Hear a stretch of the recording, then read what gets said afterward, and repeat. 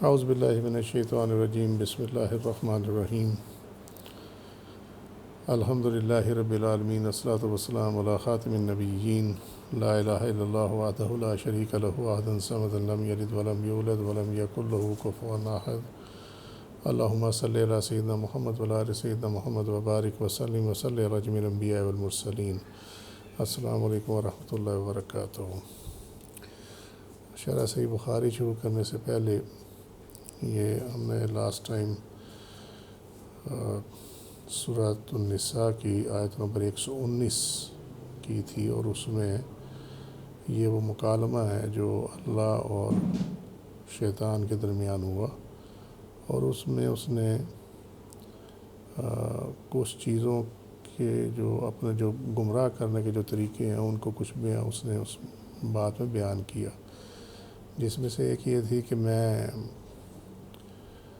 وسوسے ڈال کر ان کو گمراہ کروں گا، پھر ایک یہ تھا کہ ان کے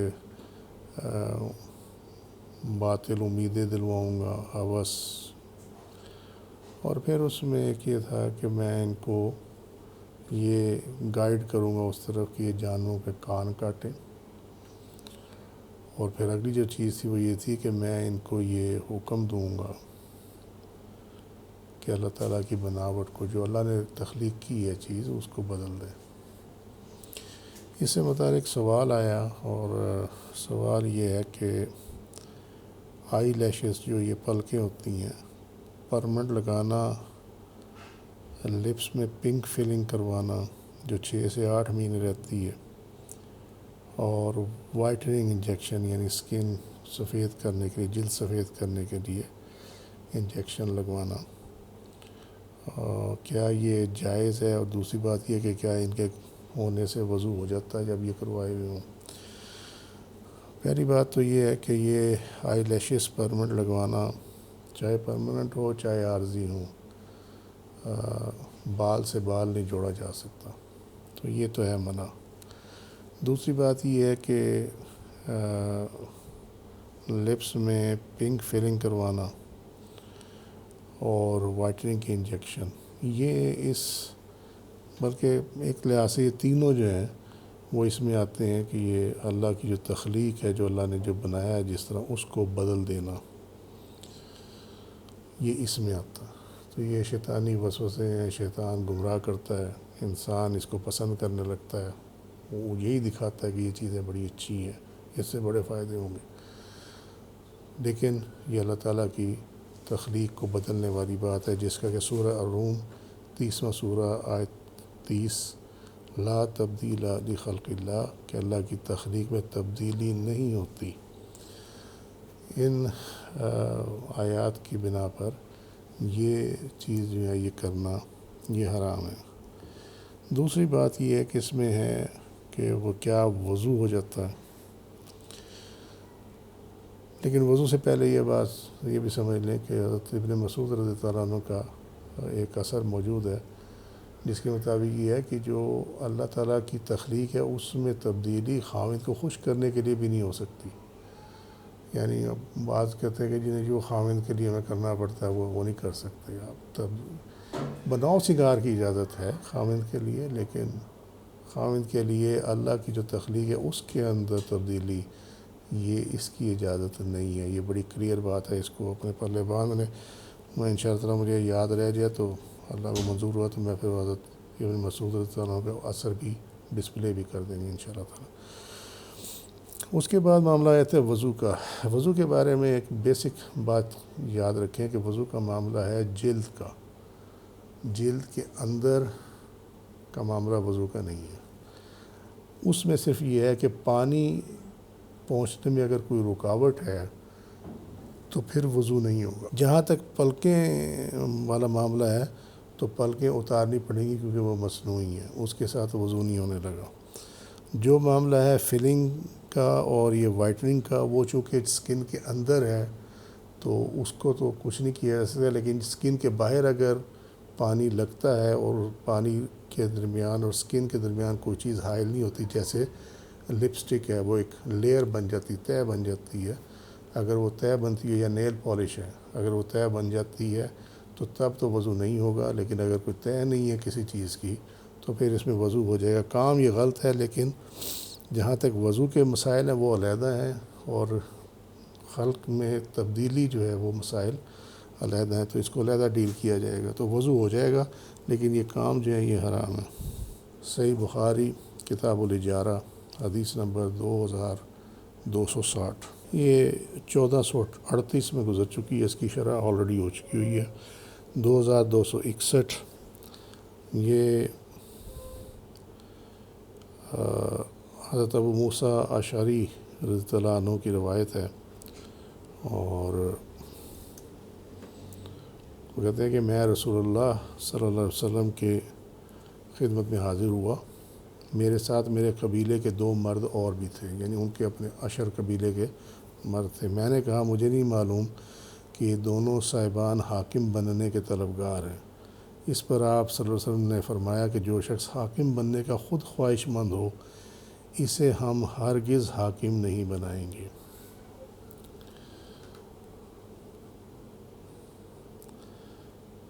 اولا نستعمل علی اعمالنا من ارادہ۔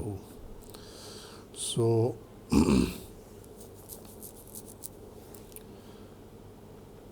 اس حدیث کے مطابق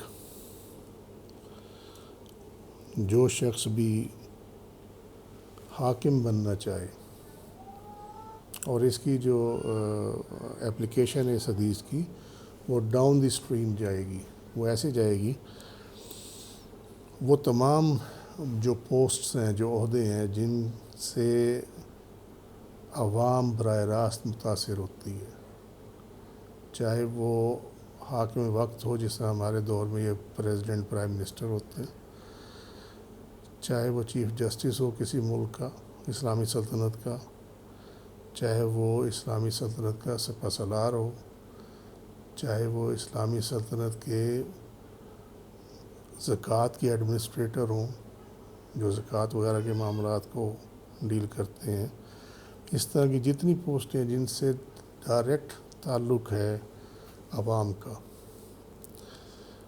وہاں پہ جو عہدہ مانگے اس کو عہدہ شریعت کے مطابق نہیں دیے جا سکتا۔ علامہ ابن بطال مالکی نے کہا کہ چونکہ منصب کو طلب کرنا حرص پر دلالت کرتا ہے، اس لیے جو شخص کسی منصب کی طلب پر حریص ہو اس پر واجب ہے کہ وہ منصب کی طلب نہ کرے۔ یہ ہم پچھلے درس میں ڈسکس کر چکے ہیں ڈیٹیل کہ اس کے کوئی نہ کوئی موٹیو ہیں اس کے پیچھے، وہ موٹیوز، وہ مقاصد جب وہ پورے کرنے لگے گا تو پھر اپنا جو مین اس کا کام ہے اس کو وہ چھوڑ جائے گا۔ سو یہ تمام چیزیں جو ہیں اس حدیث کے مطابق یہ تمام چیزیں منع ہیں۔ علامہ قرطبی نے لکھا ہے کہ نبی کریم صلی اللہ علیہ وسلم نے جو طلب منصب سے منع فرمایا ہے اس کا تقاضا یہ ہے کہ منصب کے طلب کو حرام کیا جائے، یعنی اس کا تقاضا یہ ہے کہ منصب کو طلب کرنا حرام ہے۔ جب حضرت ابو موسیٰ اشعری کے 2 ساتھیوں نے نبی کریم صلی اللہ علیہ وسلم سے عرض فرمایا اور ان کی حرص کی وجہ سے ان کو منصب نہیں دیا کہ آپ نے آراز فرمایا، نبی کریم صلی اللہ علیہ وسلم 2 جو آپ کے ساتھ حضرت موسیٰ اشعری کے ساتھ جو لوگ آئے تھے ان سے آراز فرمایا، ریفرین فرام دیم، اور ان کی حرص کی وجہ سے ان کو منصب نہیں دیا، تو نبی صلی اللہ علیہ وسلم نے حضرت موسیٰ اشعری کو منصب سونپ دیا جو طلب منصب پر حریص نہیں تھے، یعنی وہ نہیں چاہتے تھے کہ انہیں ایڈمنسٹریٹر بنایا جائے یا حاکم بنایا جائے اس علاقے کا، تو انہوں نے حضرت موسیٰ اشعری کو یہ عہدہ دے دیا کیونکہ وہ ان کی ڈیمانڈ نہیں تھی کہ ان کو بنایا جائے۔ سو اس حدیث کی روشنی میں اگر آپ دیکھیں جو ہمارا ڈیموکریٹک سسٹم ہے، ڈیموکریسی تو حرام نہیں ہے کیونکہ ڈیموکریسی تو اسلام کے اندر ہے، لیکن جو اس کا طریقہ کار ہے وہ غلط ہے، بس اس میں یہ فرق ہے۔ سو اس لیے democracy is fine enough, but the way you exercise democracy that is something to be taken care of، کیونکہ وہ اس حدیث کے مطابق وہ حرام کے کھاتے میں آتی ہے۔ چیپٹر 2، چند قیرات کی مزدوری پر بکریاں چرانا۔ حدیث نمبر 2262۔ نبی کریم صلی اللہ علیہ وسلم نے فرمایا اللہ تعالیٰ نے کوئی ایسا نبی نہیں بھیجا جس نے بکریاں نہ چرائی ہوں۔ اس پر آپ صلی اللہ علیہ وسلم کے صحابہ رضوان اللہ علیہ مجمعین نے پوچھا کہ آپ نے بکریاں چرائی ہیں؟ فرمایا کہ ہاں، کبھی میں بھی مکہ والوں کی بکریاں چند قیرات کے عوض چرایا کرتا تھا۔ دا جاب آف شیپرڈ، اور یہ جاب آف شیپرڈ جو ہے یہ ایکچولی اس میں بکری کا بھی ایک ہے، وہ میں حدیث جو ہے وہ انشاءاللہ تعالی مجھے وہ سرچ کرنی پڑے گی، وہ سرچ کر کے میں بتاؤں گا کہ یہ بکری کی اپنی ایک سگنیفیکنس ہے، اس کی اپنی ایک اہمیت ہے، وہ بھی انشاءاللہ تعالی بیان کریں گے، اللہ تعالی رحمت فرمائے۔ لیکن جہاں تک اس کی سمبولک ویلیو ہے وہ یہ ہے کہ امت کے لیے ہر نبی ایک شیپرڈ کی حیثیت رکھتا ہے، جیسے گڈریا اپنی جو فلاک ہے اس کا خیال رکھتا ہے کہ کوئی ادھر ادھر نہ ہو جائے، کچھ ایسا نہ ہو جائے، کوئی بھیڑیا نہ کھا جائے، کچھ نہ ہو جائے۔ تو اسی طریقے سے ہر نبی اپنی امت کے لیے فکر مند ہوتا، یہ ایک اس کی سمبولک ویلیو ہے۔ اور اس حدیث کے مطابق یہ ہے کہ نبی کریم صلی اللہ علیہ وسلم نے 20 سال کی عمر میں اجرت کے عوض اہل مکہ کی بکریاں چرائیں، اور انبیاء کرام نے بکریاں چرائی۔ حکمت یہ ہے کہ بکریوں کے ریوڑ میں ہر رنگ اور ہر مزاج کی بکری ہوتی ہے، ان کی رکھوالی کرنا، انہیں چرانے میں انبیاء کے لیے امت کی حفاظت، تربیت اور نگہبانی کی عادت اور تربیت پوشیدہ ہوتی ہے، جو بھی بیان کیا کہ یہ ایکچولی سمبولک ویلیو ہے اس کی۔ ابن حزم بیان کرتے ہیں کہ اونٹ والوں اور بکریوں والوں نے ایک دوسرے کے سامنے اظہار فخر کیا، یعنی جو اونٹ والے تھے اور بکریوں والے تھے، وہ اونٹ والے کہتے تھے ہم سپیریئر ہیں، بکریوں والے کہتے تھے وہ سپیریئر ہیں۔ تو نبی کریم صلی اللہ علیہ وسلم نے فرمایا حضرت موسیٰ علیہ السلام کو مبعوث کیا گیا، وہ بکریاں چرانے والے تھے، اور حضرت داؤد علیہ السلام کو مبعوث کیا گیا، وہ بکریاں چرانے والے تھے، اور مجھے مبعوث کیا گیا، میں نے اپنے گھر والوں کے اس جہاد میں بکریاں چراتا تھا۔ سنن الکبریٰ نسائی، امام نسائی کی ہے، یہ 11262 اس کے نمبر ہے حدیث کا، اور الادب المفرد جو کہ امام بخاری کی ہے اس میں یہ 577 نمبر اس کا حدیث کا موجود ہے۔ چیپٹر 3 مشرکین سے مزدوری کروانے کا باب جو ہے وہ یہ،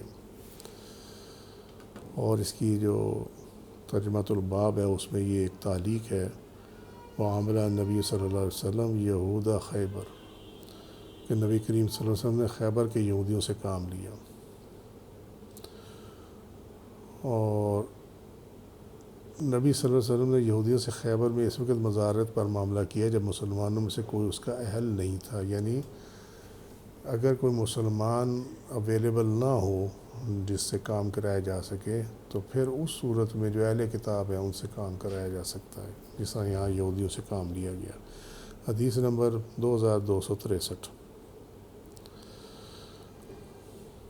یہ 476 میں گزر چکی ہے، لیکن اس میں کچھ چیزیں ہیں جو کہ ڈسکس ہونا ہے۔ یہ روایت ہے حضرت عائشہ رضی اللہ عنہ کی، نبی کریم صلی اللہ علیہ وسلم اور ابو بکر رضی اللہ عنہ نے ہجرت کرتے وقت بنو دیل کے ایک مرد کو نوکر رکھا جو بنو عبد بن عدی کے خاندان سے تھا، اور اسے بطور ماہر راہبر مزدوری پر رکھا، جو گائیڈ ہوتے ہیں۔ اس نے اپنا ہاتھ پانی وغیرہ میں ڈبو کر عاص بن وائل کے خاندان سے عہد کیا تھا، اور وہ کفار قریشی کے دین پر تھے، لیکن نبی کریم صلی اللہ علیہ وسلم اور ابو بکر رضی اللہ عنہ کو اس پر بھروسہ تھا، اس لیے اپنی سواریاں انہوں نے اسے دے دیں، اور غار ثور میں 3 رات کے بعد ان سے ملنے کی تاکید کی تھی۔ وہ شخص 3 راتوں کے گزرتے ہی صبح کو دونوں حضرات کی سواریاں لے کر وہاں حاضر ہو گیا۔ اس کے بعد یہ حضرات وہاں سے عامر بن فہیرہ اور اس دہلی راہبر کو ساتھ لے کر چلے۔ یہ شخص ساحل کے کنارے سے آپ کو لے کر چلا تھا۔ اتنی حدیث ہے، اور اس میں جو بنو عدیل کا ماہر رہبر تھا اس کا نام تھا عبداللہ بن ارقم، جیسا کہ امام ابن اسحاق اور امام ابن شام نے بیان کیا۔ جہاں تک یہ تھا، یہ پانی وغیرہ میں اس نے پانی وغیرہ میں ہاتھ ڈبو کر عہد کیا تھا۔ تو یہ عرب میں رواج تھا کہ جب کوئی پکی قسم کھاتا تھا تو وہ پانی میں اپنا ہاتھ ڈبو کر قسم کھایا کرتا تھا۔ یہ اس وقت کی بات ہے۔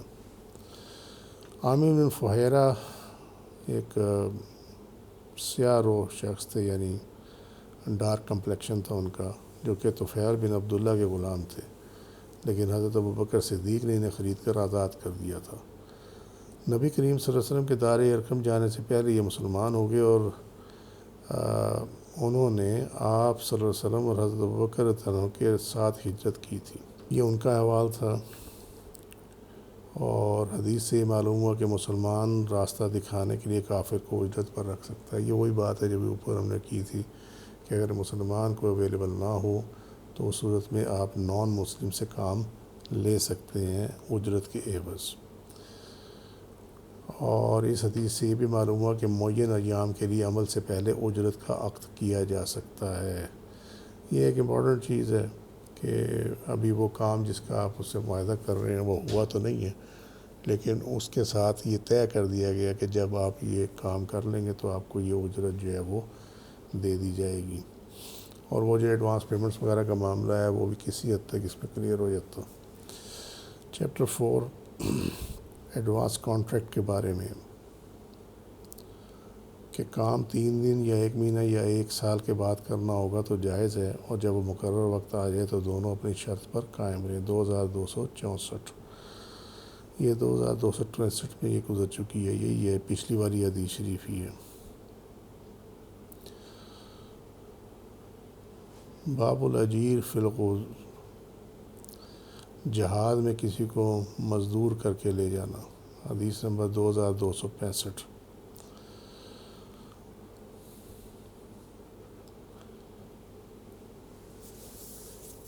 یعلا بن امیہ رضی اللہ عنہ نے کہا کہ میں نبی کریم صلی اللہ علیہ وسلم کے ساتھ جیش اسرا غزوہ تبوک میں گیا تھا، اور یہ میرے نزدیک میرا سب سے زیادہ قابل اعتماد نیک عمل تھا۔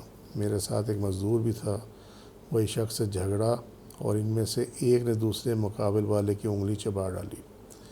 دوسرے نے جو اپنا ہاتھ زور سے کھینچا تو اس کے آگے کے دانت بھی ساتھ ہی کھینچے چلے آئے اور گر گئے۔ اس پر وہ شخص اپنا مقدمہ لے کر نبی کریم صلی اللہ علیہ وسلم کی خدمت میں پہنچا۔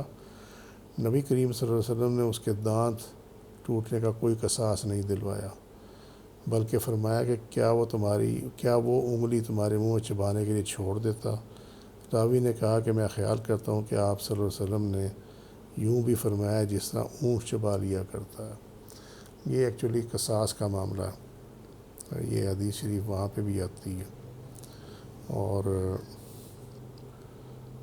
یہاں پہ جو اس باب میں ہے وہ یہ ہے کہ ان جو حضرت یعلا بن امیہ رضی اللہ عنہ جب غزوہ تبوک میں گئے تو اپنے ساتھ جو ہے ایک مزدور بھی لے گئے تھے۔ تو یعنی جب آپ جنگ کے لیے کوئی بھی جاتا ہے تو جو کہ جنہوں نے لڑنا تو نہیں ہے لیکن مزدوری کے لیے کام کاج کے لیے ساتھ میں کوئی شخص جو ہے وہ اگر لے جایا جائے اجرت کے عوض تو یہ اس حدیث شریف کے مطابق وہ جائز ہے۔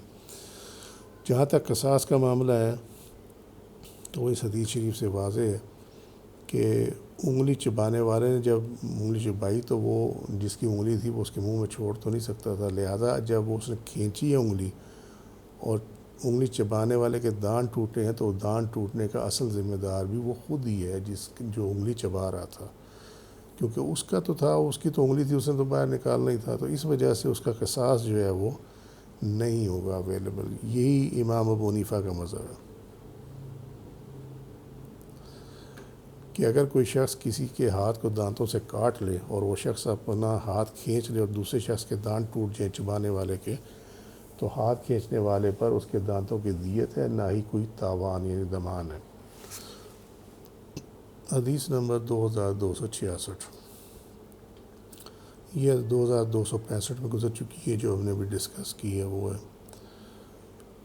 چیپٹر 6 کہ بغیر کام بتائے کسی کو انگیج کر لینا for a certain period of time. سورہ قصص یہ دی گئی ہے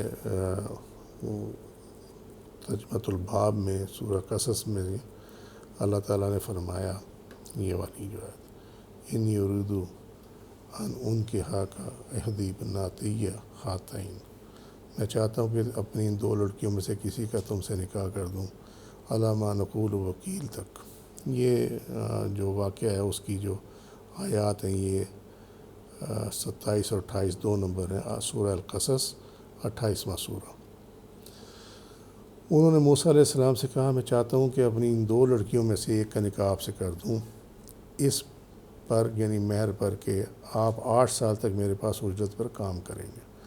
پھر اگر آپ نے 10 سال پورے کر دیے تو آپ کی طرف سے احسان ہوگا اور میں آپ پر مشقت نہیں ڈالنا چاہتا. اگر اللہ نے چاہا تو آپ مجھے نیک لوگوں میں سے پائیں گے.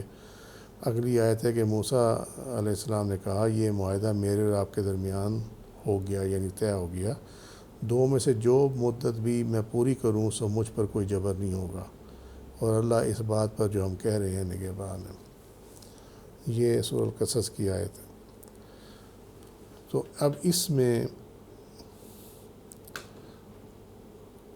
کہا حضرت شعیب علیہ السلام نے حضرت موسیٰ علیہ السلام کو کہ 8 سال تک میرے پاس اجرت پر کام کریں گے، لیکن اس میں اسپیسیفائی نہیں ہے کہ کیا کام کریں گے. تو لہٰذا یہ اس وجہ سے یہ اسٹیبلش کیا جاتا ہے کہ کام نہ بھی بتایا جائے لیکن اگر کسی کو ایک خاص مدت کے لیے انگیج کر لیا جائے as a helper, as a servant, as an employee تو وہ جائز ہے. اس سورہ القصص کی جو 27 اور 28 نمبر آیات ہیں. حدیث نمبر 2267.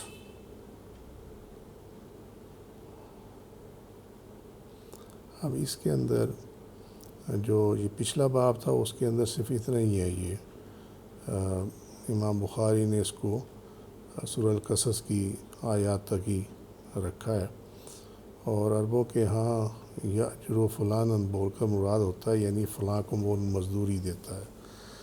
اسی سے مشتق تعزیت کے موقع پر یہ الفاظ کہتے ہیں اجرک اللہ، اللہ تجھ کو اس کا اجر عطا فرمائے. امام بخاری کا ایک مقصود اس آیت انت جرانی ثمانیہ حجاجن کی تفسیر کرنا ہے. اس آیت کی ایک تفسیر یہ کی گئی ہے کہ آپ اجرت پر میرا کام کرنے والے ہو جائیں، بس اس کے علاوہ اس میں کوئی اور چیز نہیں ہے. چیپٹر نمبر 7 جو ہے وہ 2267 حدیث نمبر، اور یہ واقعہ ہے حضرت خضر علیہ السلام والا جو سورہ الکہف میں بیان ہوا. ابی بن کعب انہوں نے کہا کہ نبی کریم صلی اللہ علیہ وسلم نے ارشاد فرمایا کہ پھر وہ دونوں یعنی حضرت موسیٰ علیہ السلام اور حضرت خضر علیہ السلام چلے تو انہیں ایک گاؤں میں ایک دیوار ملی جو گرنے والی تھی. سعید نے کہا خضر علیہ السلام نے اپنے ہاتھ سے اس طرف اشارہ کیا اور وہ ہاتھ اٹھایا، وہ دیوار سیدھی ہو گئی.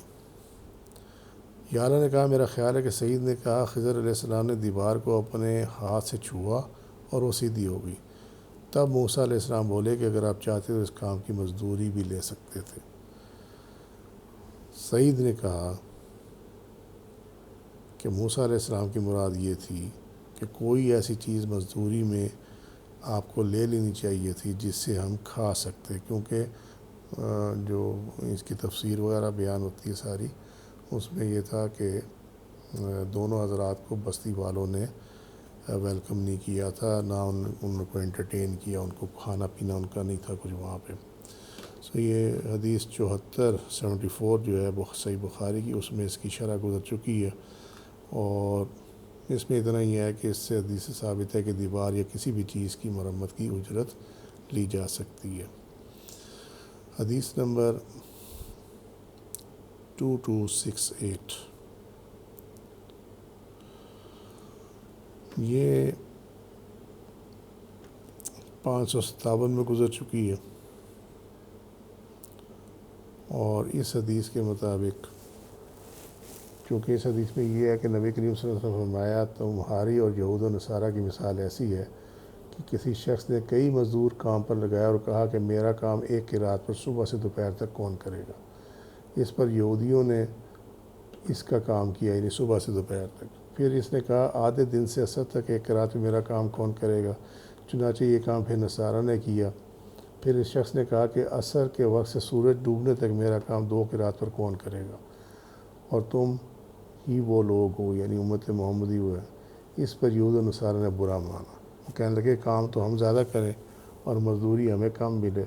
پھر اس شخص نے کہا کہ اچھا یہ بتاؤ کیا تمہارا حق تمہیں پورا نہیں ملا؟ سب نے کہا کہ ہمیں تمہارا پورا حق مل گیا۔ اس شخص نے کہا پھر یہ میرا فضل ہے، میں جسے چاہوں زیادہ دوں۔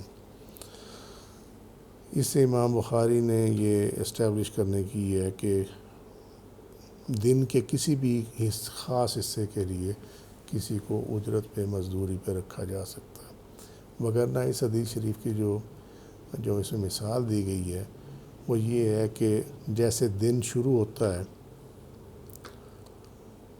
اور دن ختم ہوتا ہے، طلوع آفتاب سے شروع ہوا اور غروب آفتاب پہ مکمل ہوا۔ اب یہ وہ زمانہ بیان کیا گیا۔ پہلے یہود تھے تو ان کا جب کام جو ہے وہ اس طرح تھا جیسے صبح سے دوپہر تک دن میں کوئی مزدوری کرے۔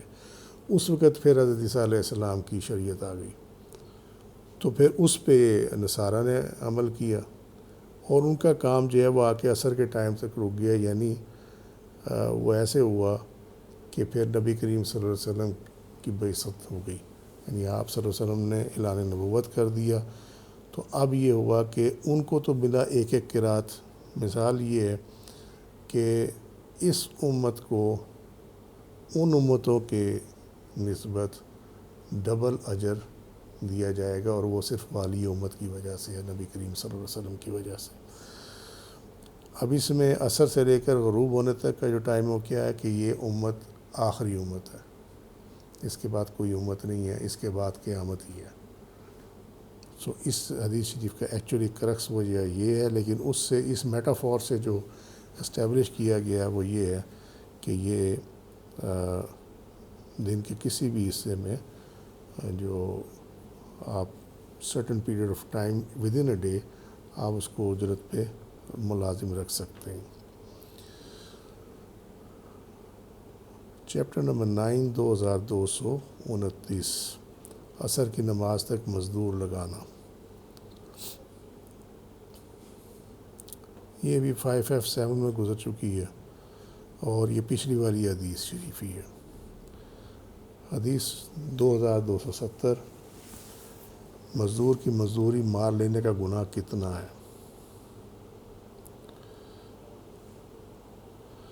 نبی کریم صلی اللہ علیہ وسلم نے